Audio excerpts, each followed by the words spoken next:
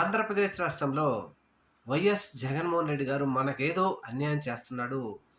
ప్రభుత్వం మారవలసిందే అని చెప్పేసి ఒక విధంగా ప్రభుత్వం మారడంలో కీలక పాత్ర పోషించినటువంటి వారు ప్రభుత్వ పాఠశాలల ఉపాధ్యాయులు. వారు అనుకున్నది సాధించారు. ప్రభుత్వం మారింది. కానీ ప్రభుత్వం వచ్చి సంవత్సరం అవుతున్నప్పటికీ ప్రభుత్వ ఉద్యోగులను మాత్రం వారి పరిస్థితి మరీ ఘోరంగా ఉండడంతో ఇప్పుడు ఉద్యమ బాట పట్టనున్నారు ప్రభుత్వ ఉపాధ్యాయులు.